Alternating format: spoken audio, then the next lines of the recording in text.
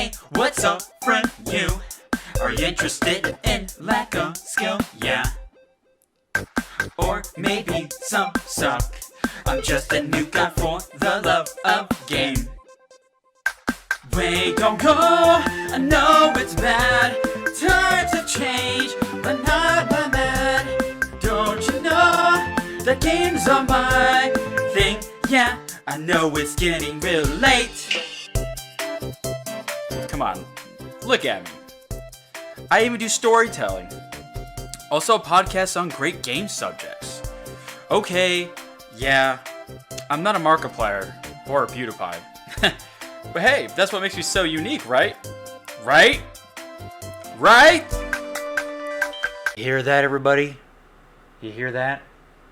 That is the sound of an AC fan blowing because, boy, oh boy, it is hot here in Florida once again. And I know I keep saying that on whatever podcast I get done and the amount of time that it's taking from one podcast to another, but I'm telling you, it has been a seriously hot summer. But without complaining, without further ado, welcome to the Niko Show. Hello. Whoa, I was doing a thing there. Wasn't that cool? So welcome everybody. Guess what? The pity episodes are over. If you missed on the 1K celebration subscriber special last podcast, great. Because many of you actually had. That video really had barely any views, unfortunately, and as pathetic as that sounds. But you know what? We were there to celebrate. I was there to celebrate my own victory. I was smelling my own farts there because it was a much-needed victory for myself.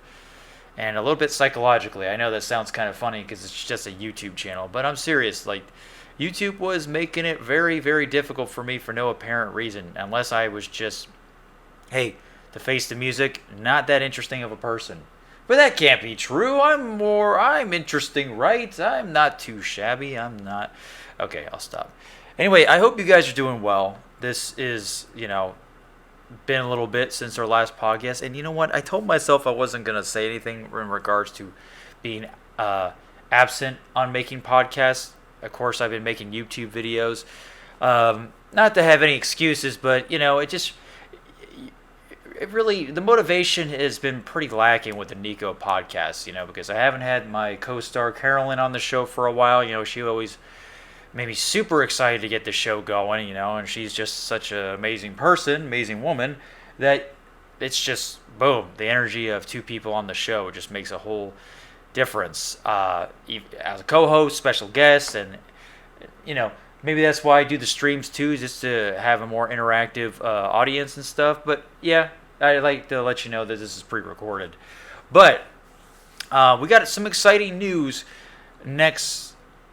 for me, it's happening next Friday on, let's see, it's July 22nd, so next Friday would be the 28th. So July 28th, I'm having a special guest. That's right, his name is BK Knapp, and if you not have heard of him, if you're not hanging out in the video game space too much with music-wise, he is a music composer, a producer, who makes some sweet beats for video games.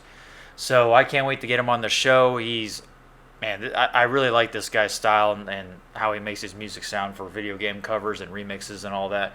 So yeah, I call him the remix artist, composer, producer, whatever you want to do. But BK Knapp will definitely be on the channel next Friday. If everything, I just said definitely, but if everything goes to plan, if nothing falls awry and there's nothing arduous along the way. But yeah, that's something to look forward to. So I thought I'd do something nice and simple in the meantime for this podcast. It's kind of going back to the days of we're talking about gaming news and stuff, because that's what we used to do. I think it's fun to talk about something that's relevant. I like to do topics that are some things that a lot of people can relate on, and we're not talking about not video game talk, but talking about AI, talking about superheroes, talking about space, Star Wars, or whatever, right? Just anything that's not so video game generic and cliche, but that's going to be today. So there's not even going to be any weird news because I don't know how long these articles will take. But yeah, we're just going to talk about what's been kind of going on around the old block. And if you're one of those people that are enjoying San Diego Comic-Con, let me know how that's going in the comments below. If you're seeing anything cool and interesting. Apparently there's an Expendables 4 movie being made. Another Adventure Time show, but it's called Fiona and Cake. I'm trying to list all the big highlights. Mortal Kombat 1 DLC roster was announced, and it has a lot of crossover characters. I mean, that's nothing new coming from Mortal Kombat. Even their other fighting game series, Infamous, had a lot of crossover characters, like the fucking Ninja Turtles, for crying out loud, were in it. Trying to think if there's anything else. Oh, yeah, there's a comic series that is Godzilla and King Kong versus the Justice League. I think that sounds fucking stupid, but hey, you know, someone might get a kick out of that. That's just my opinion. But last but not least, now, let me tell you guys, I have been collecting Red Sonja comics for a while now, and she's slowly becoming my favorite comic book heroine or artist, hero, heroine, it doesn't matter. Just mascot. Now, a little backstory, I grew up collecting Sonic the Hedgehog comics as a wee lad, and my first comic book was a Sonic the Hedgehog comic, so I still collect those from time to time, but nowadays with comics, oh man, it's Red Sonja, it's Darkstalkers, it's still, you know, Sonic, it's Exile, the new comic book series from Wesley Snipes, you know, that's Exiled, and so on and so forth. Battle Chasers has made a comeback. I know, if any of these names don't make a lick of sense to you, just bear with me. I'm just building up something here. But Red Sonja, yeah, that's the biggest one. And apparently, not apparently, there's a reboot movie of Red Sonja, and they showed a teaser trailer at Comic-Con, or they're supposed to, anytime now. I just want to see what that looks like, because I saw now I know this is what everybody says about actors playing the role of superheroes. There's usually they pick a person that doesn't look anything remotely close to the comic book character, but somehow they make it work with their acting, their charms, their looks, or something. Like there's possibilities of making this work, but once again, this happened.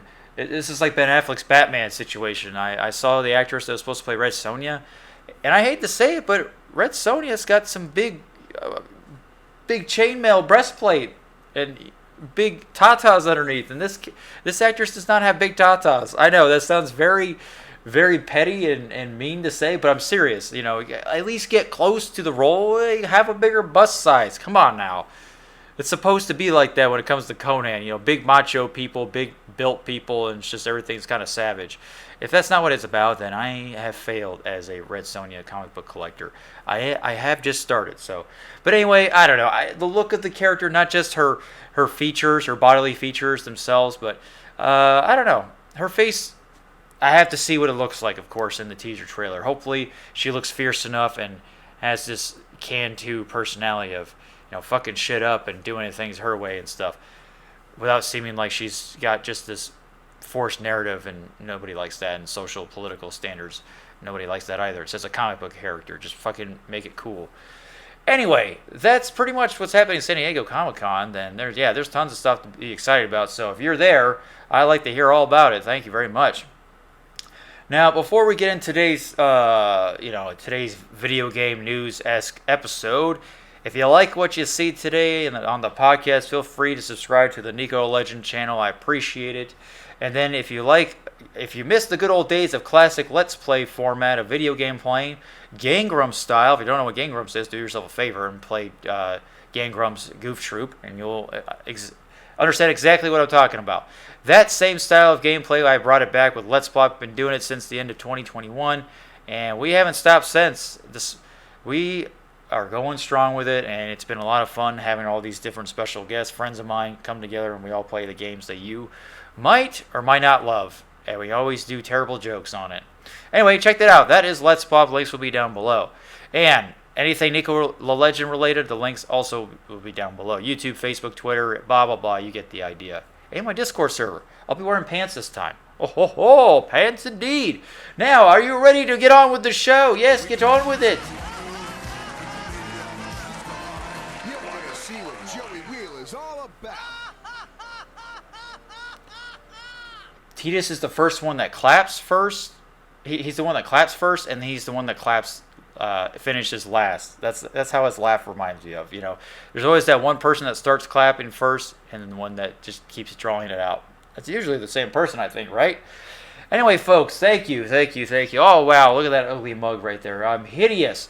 All right, so the show starts, the gaming show episode starts on Pikmin 4. Let's keep it simple. Pikmin 4 came out, Saturday? It came out, yesterday? Yeah, Nintendo games usually come out on Friday, and this is an IGN review. If you don't know what Pikmin is, it's been with Nintendo's family of first-party games since the days of GameCube, the days of yore, early 2000s, and they've finally have come out with the next Pikmin game, and that's pretty exciting because Nintendo had a hard time releasing a lot of franchises for consoles recently. Like the Wii U, they didn't release that many. God, how do I even explain this? Let's just say with certain franchises, there was a huge period of just nothing, okay? It either started from the GameCube and eventually ended up on the Wii U, or it started on the Wii and didn't get a continuation until the Switch, or the last entry was on the Wii U, and then it finally came out on the Switch today. And Pikmin 4 is like that, and you guys can probably understand where I'm coming from with franchises like that haven't seen the light of day in so long. Pikmin 4, yeah. They haven't made Pikmin 3 came out, I think, in 2014? I believe 2013. It's been a good while. You know what? I've never played any of the Pikmin games, but I know there's a big cult following, and maybe Pikmin's always been kind of like one of those Nintendo's first-party obscure games franchises that anybody who's played it has really enjoyed. I would say I haven't heard anybody say bad things about it. I just never play Olimar in Smash Brothers because I think, well, he's just not my playstyle. I just don't like his character design. But hey, you know what? If I had fuck you money, I probably would get this game because Pikmin 4 actually looks very fun and pleasing and enticing. Plus a lot of replay value because you get to create your little space adventurer guy, and who doesn't like doing that? Anyway, so yeah, Pikmin 4 came out, and I've read 2 reviews from Nintendo Life and from the IGN. They both give it 9 out of 10s, and we won't read the whole thing here. Especially if you already know what Pikmin is and you're kind of used to the premise and stuff, we'll just read the conclusional statement. But I just bring this up because it's an easy icebreaker, and it's easier on me because I'm a lazy craphead, and kind of remind you of Nintendo bringing back those franchises we haven't seen in the light of day. Like, for another example is Advance Wars. Remember that obscure Game Boy only game, Game Boy Advance? They finally brought that back. That's fucking crazy to me. And in the Nintendo Direct, they always show something that you would never think would see the light of day. Just, there's always one standout entry, and it wasn't Pikmin 4 or Pikmin 1 and 2 remasters. That was actually left to Super Mario RPG Remake. Holy crap, no one ever thought that was going to be brought back to light in that type of fashion. So, Nintendo, it's crazy. Actually, Super Mario RPG is probably one of those craziest curveball announcements that game, holy shit, am I right? Holy shit, not since the early 90s. Maybe if it does well enough, it'll get a sequel. Hey, now they're going to bring back Paper Mario 1 and Thousand Year Door HD or remaster or something. I would love that too. Anyway, so Pikmin 4, going back to that, there's a demo if you want to check it out on the Switch. It's a very good demo, and I think you were able to transfer your progress over to the main game if you ever buy the game. But it's a very, very hefty demo, and it starts from the beginning, and then it just kicks you off from there. You're kind of playing quite a bit of the game with the demo. It's pretty cool. So, like the 3 wonderfully weird mainline games before it, Pikmin 4 has been once again captured my heart with its charming creatures that fearlessly follow commands regardless of their own well-being. The difficulty leans a bit too much toward the easy side. That's not a bad thing. But all new features like ability upgrades, a pair of new Pikmin, and our loyal sidekick Otachi. Ochi. I'm sorry, Otachi. I've been watching too much anime. Ochi is the cute little pooch. They're trying to make this more mainstream this time around. Add some variety to the traditional gameplay by offering options other than the grab and throw Pikmin formula of the past. Coupled with the largest number of enemies to battle, treasures to collect, and the awesome post-game content that incorporates some great callbacks to the earlier games. I'm left with not just a positive outlook on Pikmin 4, but the direction of the series is heading as a whole. So this reviewer really blew his load on this. So it adds a variety to the series' traditional gameplay by offering options other than the grab and throw formula of the past, and brings an extra helping of top tier levels after the credits roll. So I'm guessing there's a cool, bonus levels, secret levels that really challenge you, I guess, or whatever, bonus stages. I like that. That's always fun. So yeah, Pikmin 4. Nintendo never fucks around with their first party games. This is why I see Nintendo as still being the GOAT of gaming companies and consoles. Look, you can say all you want about the graphics, how they're not up to date with the PS5 and the Xbox Series X and PC. They look like they're in between PS3 and PS4 graphics. But, dude, Nintendo always has a way of making these games stand out from the rest. It's like when you see a Nintendo game, you know it's a Nintendo game. You're like, oh my god, this is a Nintendo game. You look at Pikmin, you look at Mario, you look at Zelda, you look at Donkey Kong, you look at Mario Kart. There's always this Kirby. There's always this certain charm to each of these games that you can't just get enough of. And that's saying a lot. That is saying a lot. That has always been the testament of these guys. I don't know why it's doing that. Okay. I was really hoping it would have something here. Okay, I just wanted a better picture than what we saw. It has always been a testament with Nintendo. Their games have aged so well in from days past, from any of their first-party games, that they're just not stopping. They are still a quality game developing studio. I mean, originally a toy company, still a toy company, and they're I mean, this is just how it's going to be with Nintendo. With Nintendo, their passion. Look, when they wanted to get real competitive, super competitive, that's when the GameCube came out. Although the GameCube didn't sell as well as the PS2 and the original Xbox, or maybe it sold more than the original Xbox, but still not good enough, as nowhere even close to the PS2. I mean, it put fucking Sega out of the console market, for crying out loud, with their Dreamcast. There's just so much competition around that time. But, we've seen what Nintendo can do with competitive style games and console making. The GameCube was, to this day, still one of my favorite consoles. It's pretty awesome. And they were doing many, many cool ways to incorporate, playing the Game Boy Advance on there too. Because they're just trying to find a way to use your hands. That's what they do. They find multiple ways of using your hands with their console. And I appreciate the innovation. I really do, but man, sometimes I wish they would get the best of both worlds, and I know they could. And what does that mean, best of both worlds? Just the graphic department and the game still being solid. Trust me, I love the way Breath of the Wild looks, Mario Kart, Donkey Kong, Pikmin, you name it. Name any first-party Nintendo game that's come out on the Switch. Trust me, they always find a way to make it work. Usually, unless you're Game Freak with Pokemon, they have gotten really fucking lazy since Pokemon Sword and Shield.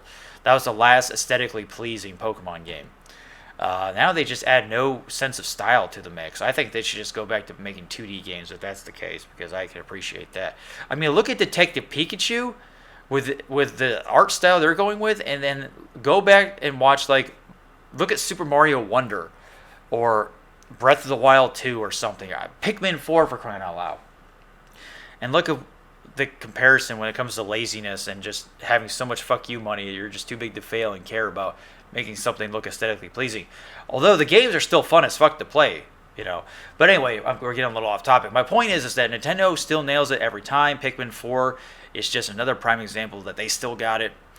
And if the next Nintendo console is a mix between, it looks more like PS4 games and stuff, and Xbox One, okay, whatever. They're just one generation behind. I can live with that. I can understand that. Because Nintendo Switch it's an awesome console. I love the fact that you can play handheld like a Game Boy, or you can play it like an old school Nintendo console in the dock, and it's so seamless to take it in and out. It's awesome. I don't care for their Joy-Cons. Those controllers are tiny, and then their controllers are too expensive, the Pro controllers. But luckily, there's a lot of third-party controllers you can buy with cool designs on them. But anyway, I digress here. So Pikmin 4, if this is a game that you have been playing, you're excited about for the longest time, because, Pikmin hasn't seen the light of day in a while, Nintendo has released every Pikmin game on the Switch. Pikmin 1 and 2 just shadow dropped a month ago, and Pikmin 3 Deluxe is on the Switch, and now you got Pikmin 4. It is a good time to be a Pikmin fan. I can tell you that. Pikmin fans have been spoiled rotten. It's crazy. All right, so that's it for that. That was the icebreaker. Hey, did you guys like that? Oh, you didn't? Well, that's too bad. Titus's laugh is here.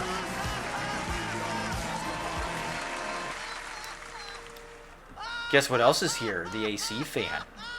It's actually not so hot right now, but if I had that AC off for longer than 5 minutes, folks, I'm telling you, it's crazy hot. Yesterday, look, I even have a forecast thing that says heat advisory. Yesterday, it was in the high 90s, and I look at my phone, it says feels like 105 or 106. I wanted to fucking cry. Also, with weather yesterday, there was I kid you not, oh my God, if you could look at the storm tracker for yesterday, July 21st, in case this episode comes out later than originally recorded, which it should be up today. Anyway, it was a fucking storm blotch, like someone just dotted on the storm tracker radar where it shows the green and stuff for the storm clouds. Someone literally just left a piss stain on there, a little piss drop. And that's what it was over my house yesterday. And it was ridiculous. It was so ridiculous.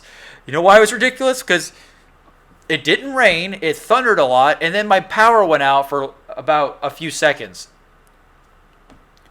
While I was playing Diablo 4 yesterday. What the fuck? And then that's it. Bye. Get the fuck you, Niko. Fuck your computer being on. Listen. I couldn't even fathom this thundering outbreak properly because the power went out so fast before I even had a chance to react and turn my computer off and whatever electronics. Nope. Anyway, that's just, oh God, this is how it goes sometimes. So anyway, Pikmin 4. I hope you're enjoying it, and I hope it's great things to come. Great things to come. Many of you will come. All right, are you ready for the next one? We're talking about China. Let's go to China. Well, guess what? China is fucking doing great in the video game industry. Not besides having certain hours where you can play a game and you have to go to places to pay for them and play. Oh, God. Apparently, their blockbusters are energizing China's 40 billion games market. Wow. That's pretty impressive. That's really fucking good. Like, Jesus. Despite how you feel about China, trust me, I'm probably with you there. We still can't neglect the fact that they're killing it in the gaming market, and I'd like to know why. So let's read about it. So, hi everyone, it's Jinping in Hong Kong, filling in for Jason and Cecilia. There hasn't been this much excitement around China's game market for a year, but first, okay. So, apparently China's games market is back. Hooray. Are they done suing Blizzard? Tencent? Is it Tencent? Yeah. I'm telling you, Genshin Impact, man. Right? Genshin Impact, Honkai Star Rail, and I think Tower of Fantasy are all China-made games. Actually, let's look at this real quick. Okay, Genshin Impact. Let's see. Mainland, yeah. Oh, MiHoYo. Oh, okay, so yeah, China. It came out in 2020. Isn't that crazy? Okay, Tower of Fantasy. Let's see if we get lucky with that. Developed by Hoda Studio. Okay. Is that Chinese studio? Let's see. Okay, do they not have... Oh my God. Why is it such a small fucking section? Okay, well, I'm going to assume it is because it's another gacha game. Let's just go with that. And then Honkai Star Rail. Oh, what do you know? Published by MiHoYo in China. Yeah, don't forget Diablo Immortal. Oh, man. The Chinese are loving that. Anyway, let's go back to this. So the world's biggest gaming arena fell into contraction last year for the first time on record, thanks to a long freeze of new titles and a sluggish economy during COVID lockdowns. Yeah, lockdowns are still pretty serious in China. Don't ever watch the videos on them. It's pretty sad on how strict the government is being with them. Like it's crazy. This summer, the $40 billion industry is finally getting a much needed boost with a slew of blockbuster releases. Oh, Tencent. Yeah, look at that. rolled out Riot Games' hero shooter Valorant in China last week, almost 3 years after its global debut. Is it Tencent that was working with Blizzard? I can't remember. Okay, the company plans to rush out content updates for new characters and maps and organize an esports tournament so both casual and pro players can catch up with their global peers quickly. This week, Tencent also released Lost Ark in China. Remember that not so fun game? Bringing home an evergreen action role player that's been a runaway hit in South Korea and the US. Well, I didn't really like it too much, but that's just me. For years, China's top gaming company has struggled to find its next big hit. Tencent barely grew its top line last year, and after its mobile mainstays, Honor of Kings and PUBG Mobile, lost appeal among some younger players. That's why Tencent executives have already declared Valorant as its most important game of the year and doled out more than $100 million to spend on its content ecosystem over the next 3 years. $100 million just to keep Valorant relevant in China. Now, if that's not a promotional campaign cost right there, I don't know what the fuck is. That's insane. That's crazy content ecosystem. Yeah. I'm telling you, man, marketing, that's the most priciest thing you got. Tencent now faces intensifying competition with its closest rival, NetEase. That's what it is. That was NetEase is what Blizzard was partnered up with. Okay, I got that fucked up. The Hangzhou-based outfit, which traditionally commands a big crop of PC gamers, is stepping up its effort to adapt existing desktop hits to the smartphone. The latest example is the June release of Justice Mobile, a 1 billion yuan, about $140 million reanimation of its martial arts universe. God, I can't talk today. As part of the Chat GPT-inspired frenzy, NetEase employed AI technology to spice up dialogues between the game's NPCs and players. The results are not plot driving, but are at least memorable. Oh. Another key trend in China's games market is the success of Genshin Impact. Whoa, what do you know? How relevant. I know what I'm talking about. Has inspired many developers to churn out anime-themed cross-platform titles. Genshin creator MiHoYo Co. has replicated its familiar formula with Honkai Star Rail, while its rivals try to bring cartoon women to life in genres from 3D shooters to turn-based card games. Even TikTok owner ByteDance Limited released an anime action game this month called Crystal of Atlan, which topped download charts in its first week. So, yeah, you can say China's doing pretty well, aren't they? It seems like they found something that, Chinese gamers can enjoy. Still, Chinese players are desperate to hear the fate of Blizzard franchises like Diablo and Warcraft after their China publishing deals with NetEase ended in January over financial disagreements. See? Industry watchers expect that Blizzard may reach a new China pact, be it with NetEase or more likely another suitor, soon after Microsoft Corporation is able to complete its landmark acquisition. All of which means more options for millions of Chinese gamers who are used to years-long delay of global blockbusters. Yeah, thanks, Chinese government. If they ever make it to the market after Beijing's strict content controls, the industry is also trying to shake off its bad reputation for inducing internet addiction with esports like titles like Honor of Kings now being featured as official media events in Hangzhou's Asian Games in September. Well, isn't that something?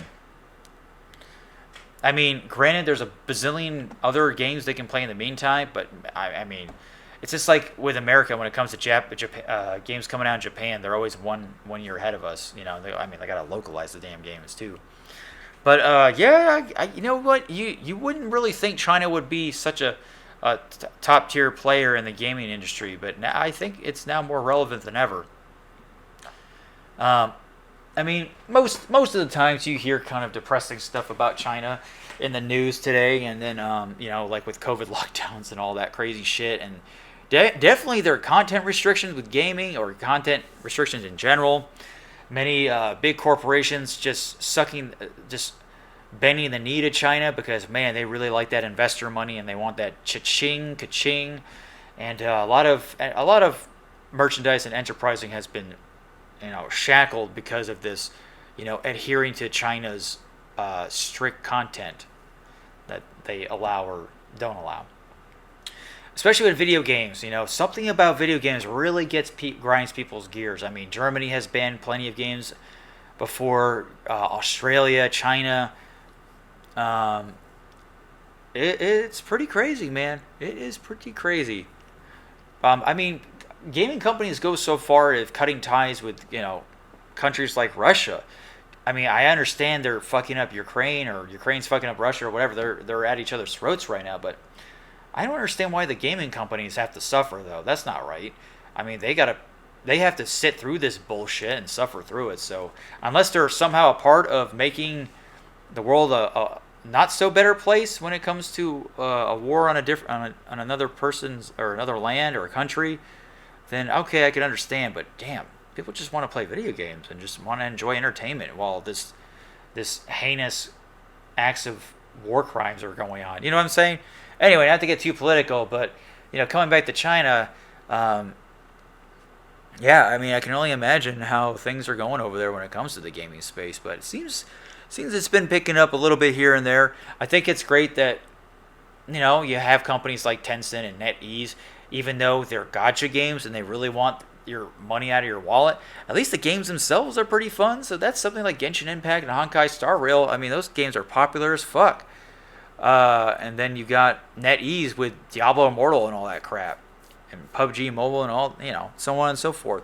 So what do you guys think about China's gaming market? What are some Chinese games, developed games that you're playing at the moment? Are you playing Genshin Impact? How's that going? Let me know down in the comments below as well. Okay, so that's enough about China. I can only talk about them so much before I get upset. Not the people of China, but just the government itself. Better not talk about it or else YouTube was going to get all mad because everyone's in bed with them. Now, we get to the thick of this episode, this gaming-infused podcast episode. Whoa, wow, yay, hey. Isn't that exciting? AC fan noise blowing. Okay, let's talk about something more fun. The top 10 best-selling video games of all time. Oh, wow. Niko, you shouldn't have. You shouldn't have talked about something that's been talked about since the fucking dawn of man when it comes to gaming. Well, I just had to, I just had to. Now, before you start, let me know also down in the comments below, or what do you guys think? Let me ask you this. What do you think are the top 10 best-selling video games of all time? I guess this picture right here kind of gives it away, but I think we all knew that. And they might be number one on the list. Actually, I guarantee it. You're going to see a Call of Duty game, bunch of Call of Duty games, and Grand Theft Auto games on here. Bet you anything. I bet you a nut hair. All right, so this could take some time, so let's get through it, and then we'll wrap up the show that way. Yeah, it's going to be it might be a short episode because we got a big one coming next Friday with BK Knapp, so I'm excited about that. All right, so with the rise in popularity and prominence of free-to-play games like Fortnite, CSGO, PUBG, and others, games are reaching astounding player counts and tallying huge amounts of playtime. But in terms of sales numbers for paid games, what are the best-selling games of all time? All right, okay. So the list does, however, include sales of pack-in games for hardware bundles, and that is an important distinction. For example, Wii Sports sold about 83 million copies, thanks in part to being bundled with the Wii. Dude, Wii Sports was fucking nuts, man. That's an amazing amount of fucking games. The original Super Mario Bros. Was a pack-in game as well for the NES. With these caveats out of the way, let's dive into the top 10 best-selling games ever. We're betting you can probably guess a few of these. Okay, yeah. Number 1, or I should say number 10. Super Mario Bros. 50 million, pack-in sales included. The original Mario Bros. For NES, released in 1985, is the first game on the list with a reported 50 million copies sold. Which, by the way, that's amazing, especially back in the 80s. I think it was... I think the gaming space was a bit more alien than definitely what it is now. But I could be wrong. I mean, shit. This is an impressive ass number, and whew. This was not Mario's first appearance in a video game, but Super Mario Bros. Remains beloved, and its huge success helps propel the Mario franchise forward. The level, the music, the enemies, and it's all iconic. Numerous Mario games would follow, the latest of which is Super Mario Bros. Wonder, which releases in October 2023. That'd be a pretty fun birthday gift. Hey, you guys listening out there, give me Mario Brothers Wonder or something else that comes out in October. Thanks. Oh, man. Now, this is crazy. The Witcher 3 Wild Hunt. Now, I don't blame them at all because this game is fucking amazing, at least to me. CD Projekt Red's The Witcher 3 Wild Hunt grew the franchise to new heights with the latest release, selling 50 million copies. Oh, before I say that, we're going to talk about it here. Here we go. So, across all platforms, released in 2015, The Witcher 3 was a hit right out the gate and has continued to grow and grow and grow. The game is regularly discounted to low, low prices, but that doesn't take any away from the fact that it put up gigantic sales figures. Something else that helped Witcher 3 sales, okay, listen to this. This is nuts. Was the debut of the Netflix TV series back in 2020. The entire Witcher series has sold 75 million units, and with Witcher 3 taking up 50 million of those, it is the biggest of the group. Now, after The Witcher on Netflix premiered in 2020, Witcher 3 sales rose by 500%. 500%? Okay, that's pretty crazy. CD Projekt Red released Cyberpunk 2077 next, and while it got off to a poor start in terms of player reception, not just player reception, the whole game was fucking broken. Stop softening the blow. It was awful when it came out. It was unfucking playable. Things have since turned around, and the game is doing great. The Witcher 4 is the next game in the main Witcher series, and it's in development now using Unreal 5, which is going to be fucking nuts. So, The Witcher 3. Amazing. Fucking crazy. Crazy. Tied for Mario, which has been around for 30 plus years. I mean, like I said, the gaming industry is a lot different than what it is now than back then. I mean, it was hard to get your hands on a game back in the day and to know about it and, so on and so forth. Red Dead Redemption 2. Now, this is pretty impressive because this is, I would say, the younger, the second born out of Rockstar's just dynamo list of games. Grand Theft Auto and Red Dead Redemption they're just they're siblings, for crying out loud. Rockstar has 2 games inside the list of the top 10 best-selling games of all time, and the first is the 2018 Western Red Dead Redemption 2, with 50 million copies sold. Now, this game is so much fun to play. I always have an itch to keep playing it. To me, it's another one of those Skyrim-esque games where you just always want to come back and dick around and just enjoy let the good times roll. Right, Sadie Adler? A prequel to 2010's Red Dead Redemption that fans waited nearly a decade for, Red Dead Redemption 2 goes back in time and explains some of the events leading up to the first game. The game is set in a sprawling open world in the 1899 American West. The game's online mode, Red Dead Online, didn't take off in a way that GTA Online did, but the game overall still managed to pick up big numbers. Yeah, Red Dead Online, well, they were more the developers were really focusing on Grand Theft Auto Online because that was where most of the money was being made. So Red Dead Online kind of got the short hand of the bunch. It's still a blast to play, but there are some things in there that they could have made the experience a lot more enjoyable, which I won't really list here. You can just look it all up online, and I'm sure it's being talked about all the time. But they still update this game, not on a much so regular basis, but they do it from time to time, and it's great to see that. And people haven't given up on it. It's a great game to play with friends and stuff. A lot of fun. And don't forget single player. Single player is incredible in this game. One of the best open world games I've ever played, and Western games too, Wild West. Now, who didn't see this one coming? The Elder Scrolls V Skyrim. 60 million copies. I wonder why. Maybe because you released it on 3 generations already. The Elder Scrolls V Skyrim was released back in 2011. It was a very successful release from Bethesda Game Studios at launch, and it has continued to sell well in the years that followed. In fact, the game's ubiquity has become a meme. It's been ported to pretty much every platform you can think of, and a game director, Todd Howard, has explained why. If you want us to stop releasing it, stop buying it, Howard joked in 2018. In an interview in 2023, Howard revealed that the game has reached 60 million copies sold, making it one of the top best-selling games ever, which is fucking impressive. Skyrim's amazing. That game is so much fun. Vanilla Skyrim is amazing. Modded Skyrim, oh my god, it's a whole nother level, man. Next up for Howard and Bethesda is something new, the RPG Starfield. But after that, Howard and the team will make the Elder Scrolls 6 and Fallout 5. Oh my god, fucking please. Please make it. Hurry up, god damn it. Mario Kart 8 plus Deluxe. Oh man, look at this shit. 62.25 million pack-in sales included. Nintendo is killing it with this. So, the Mario Kart series is one of the biggest and best known in all gaming, and Mario Kart 8 is the best selling of them all. The game originally launched on the Wii U, where it sold 8.46 million copies, a substantial number considering the Wii U itself only sold 13.5 million units. Yeah, it almost sold as much as the console.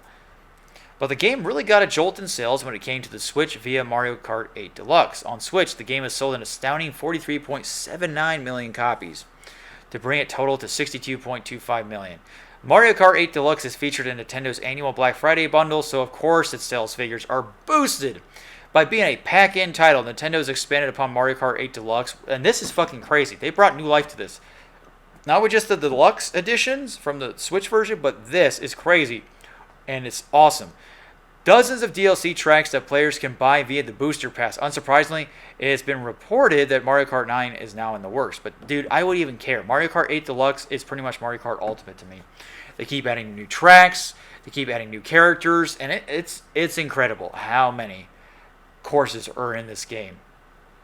Mario Kart 8 is just a blast to play. My sister-in-law and niece love this game. PUBG, 75 million. Let's see. Player Unknown's Battlegrounds, as it was originally known, is now a free-to-play game.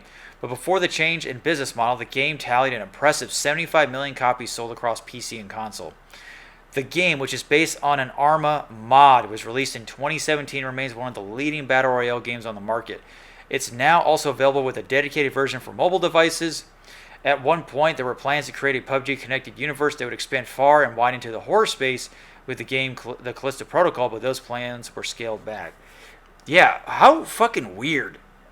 Callisto Protocol, yeah, that didn't happen, and then Callisto Protocol was just average at best.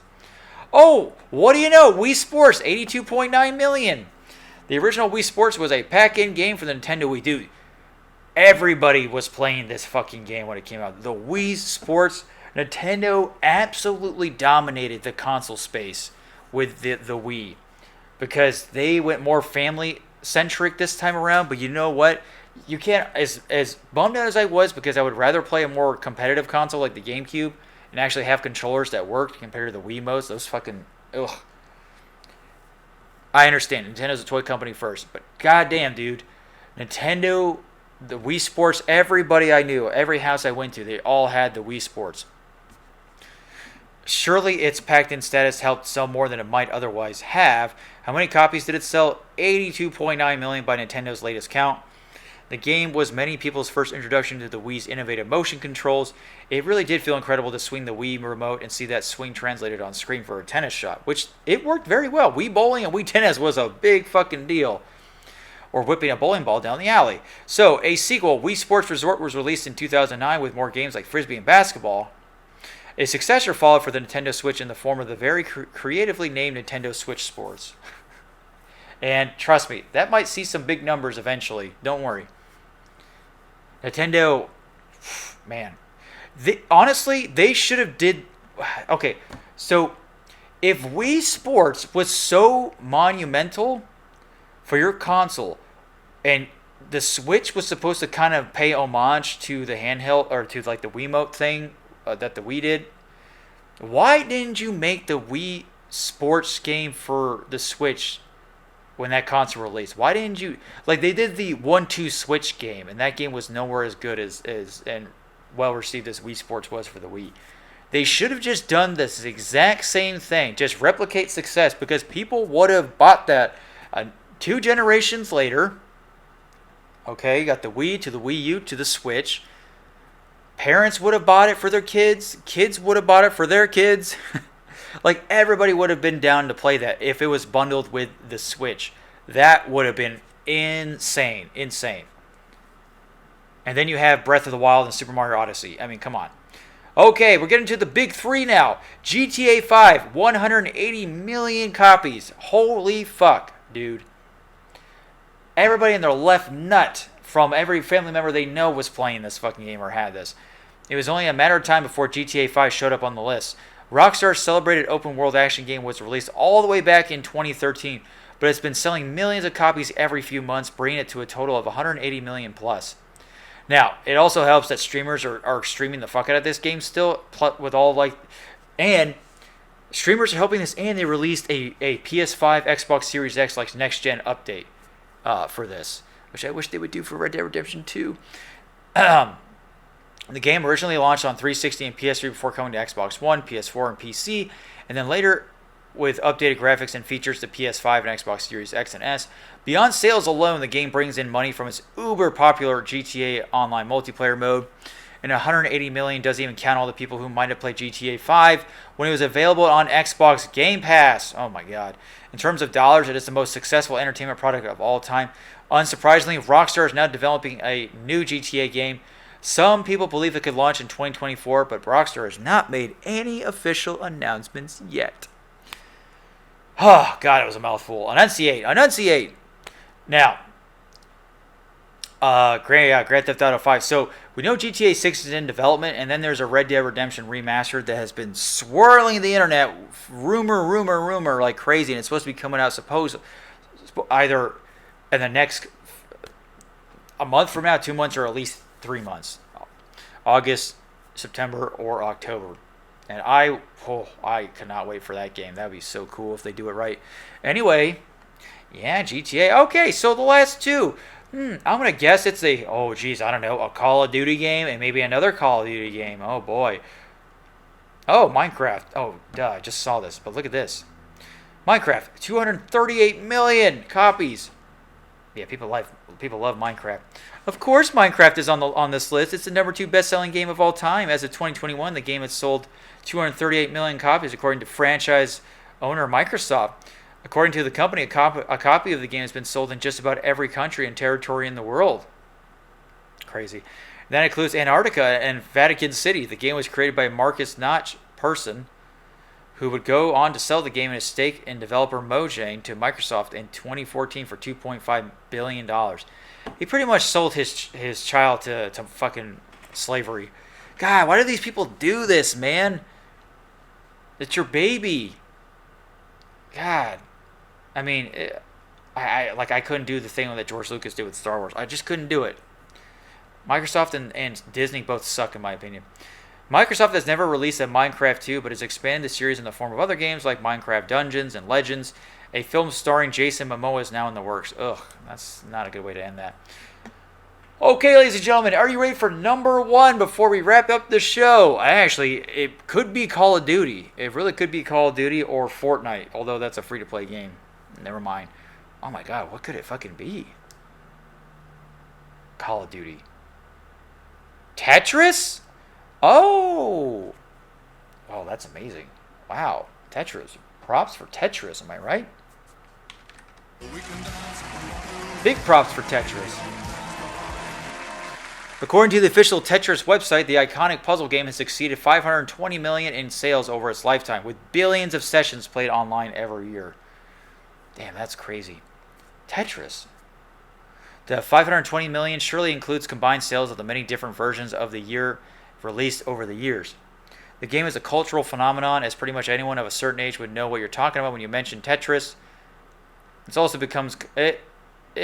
become common parlance of sorts, as people might often refer to playing Tetris when loading up a car with many items that might seem difficult to fit. Yes, it has. That's how you know you succeeded. The game was created by Alexei Pajitnov, an engineer from Soviet Russia. It wasn't until game designer and entrepreneur Hank Rogers discovered the game at a Las Vegas trade show in 1988 that the game really picked up steam. Rogers got the rights from Pajitnov and licensed the game to Nintendo, which released the game as a pack-in for the Nintendo Game Boy. My mom had that. This led to 35 million copies being sold for Game Boy alone, and the game has remained popular ever since, having been released on pretty much every platform under the sun. A movie about the origins of Tetris starring Taron Egerton was released in 2023, and apparently that movie was really good. So there you have it, folks. That's the top 10 of best-selling video games of all time. Whoa, what'd you think? Was your game on the list? Did you guess anything, huh? But some of these were pretty much just, kind of obvious. I can't believe no Call of Duty game was on here, though. I could have swore there was going to be one. Like Black Ops 2 or Modern Warfare 2 or something. Close, though, I guess. Very close. But if you looked at how much Grand Theft Auto 5 sold in, a day or the first 3 days or something, astronomical amount of copies were sold. They made so much fucking money from that. And they are just riding this fucking milk train with their cocks out, banging hot strippers the entire way into the sunset of Grand Theft Auto 6. Just hope they don't get too close to the sun, and honestly, we have a little Icarus situation. But anyway, I don't see any of these games slowing down anytime soon. These franchises will always be going strong in our nerdy ass hearts, and yeah. I mean, are you surprised? Probably not. Probably not. So, what'd you think of that episode, ladies and gentlemen? Wasn't that fun just to talk about boring game stuff? Wasn't that great? I'm just kidding. I know. Motivation aside and stuff, it is really hard to talk about things that other people would care to talk about. And we've been, that's why I like doing the live stream sometimes. But I got to be really in the mood to go live and put up this whole, entertaining, we'll call it entertainment or entertaining personality or, whatever you want to call it. But I also like to talk to you guys, personally as well, because I think that's a more natural experience to have with your audience. Despite 7 views in my 1K celebration video. By the way, thanks everybody for helping me out get past the 1K mark. It's okay. I'll cry about it later. But yeah, I mean, we're still going to be doing this. It may not be as frequent, but it's something that I still like to do. Now, as I mentioned before, BK Nap will be on the channel next time. The next episode you see will be that. It will be pre-recorded because I don't really live stream any of the interviews I have with these artists just because I don't want them to be distracted by the chat or anybody. I don't know. I kind of want to make it a more private experience that way. I feel like it's more, they feel more comfortable with that. But with that said, folks, if you did like what you saw in the video today or the podcast, feel free to subscribe to the NikoTheLegend channel. I'm the Rambling Idiot, Sound Like Vigil, and I'm the Well-Mannered Teenager. And if any of this stuff resonated with you, let me know down in the comments below how you felt. I'd like to hear all about it. And we're still going to keep going with the Niko channel stuff. Of course, I'm casual with releasing videos. It's just got the mood's got to fit. I got to have that motivation to do it. Sometimes I do have to force myself to do this stuff, because I've been doing it for a long time and I've seen little to no monetary gain. But at the same time, it's just gotta, maybe the channel will just age like fine wine. Maybe people, just maybe. So, thanks for stopping by, folks. Check out the links down below. Check out the other gaming channel, Let's Play. I like to hear what you guys have to say about that as well. And I will see you on the next one, ladies and gentlemen. Goodbye. Ooh, ooh, ooh, ooh. Ah, ah, ah. Hee, hee, hee, hee. Ah, ah. Oh, goodbye.